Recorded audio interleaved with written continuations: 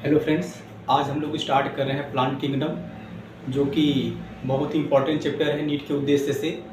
Plant kingdom, इसमें सबसे ज़्यादा फोकस हम लोग को करना है एग्जाम्पल पर, जितने भी एग्जाम्पल हैं, और जनरल फीचर पर, और जितने भी इसके फीचर होते हैं, चाहे वो जनरल हो, चाहे ग्रुप वाइज फीचर हो, चाहे एग्जाम्पल हो। इतनी चीज़ें अगर हम कवर कर पा रहे हैं तब तो जो भी क्वेश्चन पूछे जाएंगे हमारे एग्ज़ाम में हम उसे टच कर सकते हैं। तो सबसे पहला मैं आपको ये बताना चाहता हूँ कि जो प्लांट किंगडम है, हम इसे किस तरीके से पढ़ें कि हमें ये लगे कि नहीं, हम प्लांट किंगडम में मास्टर हो चुके हैं। तो सबसे पहला मैं आपको बताऊंगा ये कि how to plant kingdom master. Plant kingdom को पढ़ करके हम लोग कैसे उसके सभी चीज़ों को जान सकते हैं। तो मैंने यहाँ पर एक छोटा सा बेसिक आइडिया तैयार किया है, जिसमें सबसे पहला हम लोग को क्या करना है, हमको ये ध्यान देना है कि नो क्वेश्चन टाइप, किस टाइप के क्वेश्चन प्लांट किंगडम से एग्जाम में पूछे जाते हैं। इसके बाद हमें ये ध्यान देना है एग्जाम्पल पर, आपको एग्जाम्पल लर्न करना है ग्रुप वाइज, और इसके बाद आपको फीचर याद करना है, जितने भी फीचर होते हैं। अब देखिए, फीचर में भी दो आ जाते हैं। एक तो आएगा किसी भी टॉपिक का जनरल फीचर। जनरल फीचर में जो हम लोग पढ़ेंगे, उसके बाद उसमें रहेगा एग्जाम्पल। तो एग्जाम्पल जो हम लोग को याद करनी है वो ग्रुप वाइज एग्जाम्पल याद करनी है, ग्रुप वाइज एग्जाम्पल याद करनी है। क्योंकि कभी कभी ऐसा होता है कि डायरेक्ट ग्रुप वाइज एग्जाम्पल को ही दे करके क्वेश्चन पुटअप कर देता है। तो हम लोग को एग्जाम्पल पर भी विशेष ध्यान देना है। और इसके बाद जो भी फीचर हम लोग याद करेंगे और उसमें जो भी एग्जाम्पल होगा, सबसे ज़्यादा ध्यान देना है कि एग्जाम्पल जो है वो किससे रिलेटेड है, किस ग्रुप से रिलेटेड है, उसका सेल डिटेल क्या है। कभी कभी ऐसा होता है कि सेल डिटेल दे देगा और पूछेगा कि ये बताइए किस चीज़ के एग्जाम्पल हो सकता है। तो सारी चीज़ों को ध्यान में रखते हुए ही इस चैप्टर को पढ़ना है। और लास्ट में जो हमारा निष्कर्ष निकल के आता है, रिजल्ट निकल के आता है, वो हमें ध्यान देना होता है कि how much question you should learn, यानी कि आप कितने क्वेश्चन को लर्न कर सकते हैं। इसी बात पर सबसे ज़्यादा फोकस करना है। इसके बाद सबसे पहला हम लोग इसको शुरू करेंगे, तो हम लोग यहाँ पर ध्यान देंगे कि ग्रुप वाइज फीचर और ग्रुप वाइज एग्जाम्पल क्या होता है। सबसे पहला मैं आपको एग्जाम्पल सिखाऊंगा, और एग्जाम्पल आपको क्या करना है, वीडियो को थोड़ा रोक करके एग्जाम्पल 2 बार 3 बार लिखना है। इसके बाद एकदम याद हो जाएगा आपको। एग्जाम्पल पर विशेष ध्यान दीजिएगा।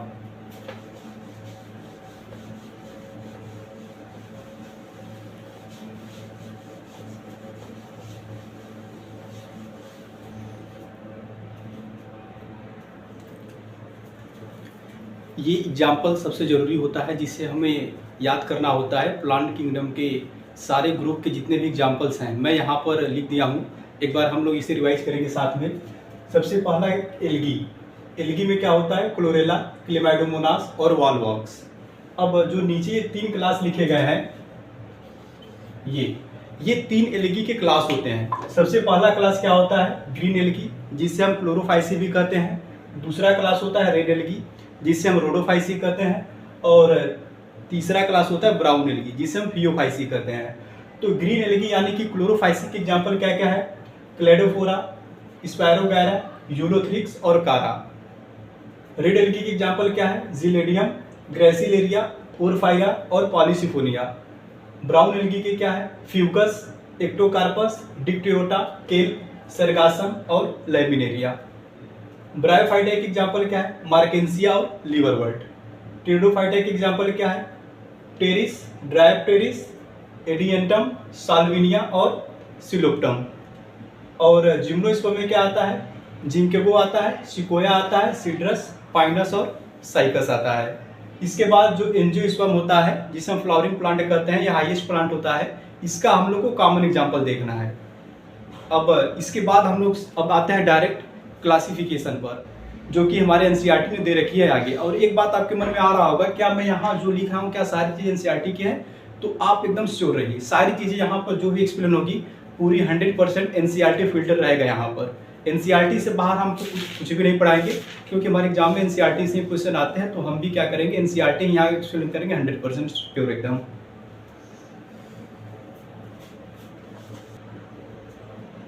चलिए अब हम लोग देखते हैं किंगडम ऑफ क्लासिफिकेशन को, जो कि हमारा प्लांट किंगडम में सबसे पहला टॉपिक आता है।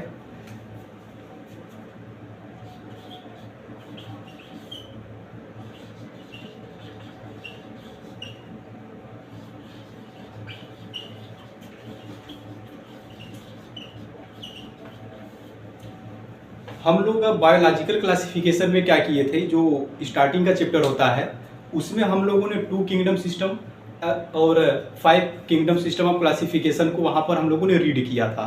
तो थोड़ा सा मैं आपको 2 किंगडम का एक पॉइंट बताना चाहूँगा और इसके बाद हम आएंगे 5 किंगडम पर, क्योंकि आर.एच. व्हिटेकर ने जो 5 किंगडम सिस्टम ऑफ क्लासिफिकेशन को प्रपोज किया था उसी में एक लास्ट वाला जो आता है किंगडम उनका प्लांटी आता है। तो उसी प्लांटी का डिटेल हम लोग पढ़ते हैं कहाँ, प्लांट किंगडम में। तो देखिए मैं थोड़ा सा एक बात लिखूंगा यहाँ पर, जैसे 2 किंगडम सिस्टम जो होता है,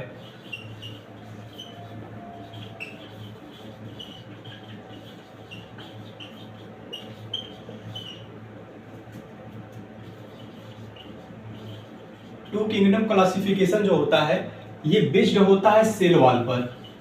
किस पर बेस्ड होता है, सेल वॉल पर। यानी कि 2 किंगडम सिस्टम ऑफ क्लासिफिकेशन में क्या किया गया था, सेल वॉल को एक बेस बनाया गया था और जितने भी ऑर्गेनिज्म थे इस बायोडाइवर्सिटी में उसको क्लासिफाई किया था।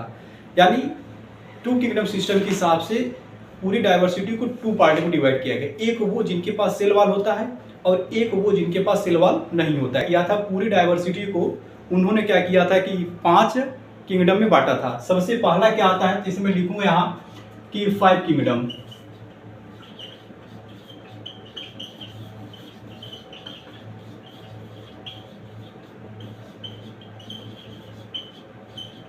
फाइव किंगडम क्लासिफिकेशन में क्या क्या आता है, तो आप क्या करेंगे, सबसे पहले यहाँ क्या लिखेंगे, मोनेरा, फिर प्रोटिस्टा, फिर फंजाई, फिर प्लांटी और लास्ट में क्या आता है, एनिमैलिया।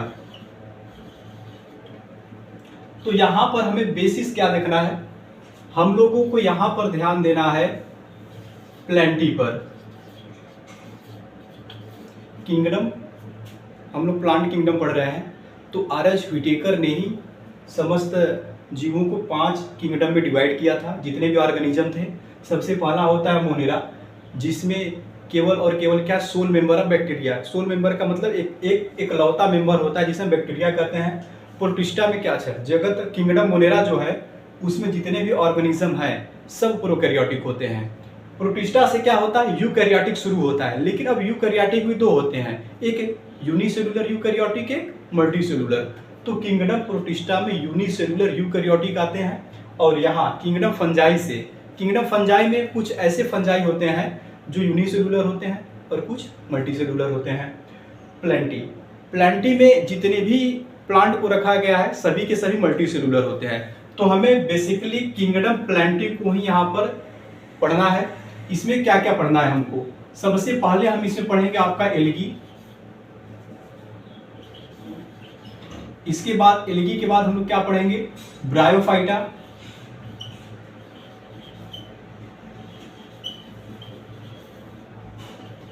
इसके बाद क्या पढ़ेंगे, टेरिडोफाइटा, इसके बाद क्या पढ़ेंगे, जिम्नोस्पर्म,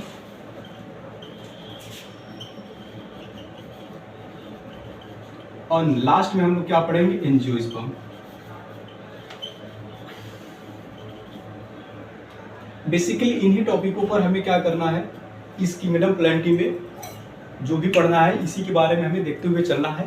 इन्हीं के जनरल फीचर क्या होते हैं और इनके एग्जाम्पल क्या होते हैं, सारी चीज़ों को ग्रुप वाइज हम लोग को लेके चलना है। ठीक है, तो सबसे पहले इन सभी का जो कैरेक्टर होता है एक दूसरे से डिफरेंट होता है। हाँ, कुछ चीज़ें सिमिलर होती हैं जिसे हम लोग अलग से पढ़ेंगे, बट इनमें जो भी होता है कुछ यूनिसेलुलर है, कुछ मल्टीसेलुलर है, तो सब में क्या होता है, डिफरेंसेस होते हैं।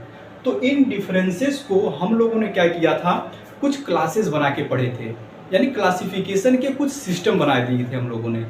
क्यों बनाए सिस्टम, क्योंकि सभी के कैरेक्टर एक दूसरे से मैच नहीं करते हैं, सबके कैरेक्टर क्या होते हैं, एक दूसरे से डिफरेंट होते हैं। इसलिए अलग अलग ऑर्गेनिज्म को अलग अलग ग्रुप में रखा गया है। क्यों रखा गया है, क्योंकि यदि किसी भी ग्रुप के एक ऑर्गेनिज्म का हम लोग यदि स्टडी कर लें तो ऐसा माना जाता है कि उस ग्रुप के सभी ऑर्गेनिज्म के बारे में हम लोगों ने पढ़ लिया है। यही फायदा है किसका, क्लासिफिकेशन का। क्लासिफिकेशन का मेन बेस क्या था कि यदि किसी एक ऑर्गेनिज्म के बारे में हम रीड कर लें उस ग्रुप के, तो सभी मेंबर के बारे में रीड हो जाता है। तो बेसिकली अब हम स्टार्ट करेंगे क्लासिफिकेशन सिस्टम, जो कि एनसीईआरटी में हमारे दे रखा है। सबसे पहला दे रखा है एनसीईआरटी ने आर्टिफिशियल सिस्टम ऑफ क्लासिफिकेशन। इसके बाद आता है नेचुरल, इसके बाद है फाइलोजेनेटिक, इसके बाद आता है टैक्सोनॉमी आता है, इसके बाद आता है कीमो टैक्सोनॉमी आता है। तो सबके बारे में हम लोग क्या करेंगे, डिटेल अब जानेंगे सबका एक तरफ से। तो अब हम लोग बात करने वाले हैं सिस्टम ऑफ क्लासिफिकेशन की। तो चलिए स्टार्ट करते हैं सिस्टम ऑफ क्लासिफिकेशन। सबसे पहले हम ये देखते हैं कि सिस्टम ऑफ क्लासिफिकेशन में हमको कितने सिस्टम को पढ़ना है। सबसे पहले वो हम लोग देख लेते हैं। तो इसमें सबसे पहला हम लोग को पढ़ना होता है आर्टिफिशियल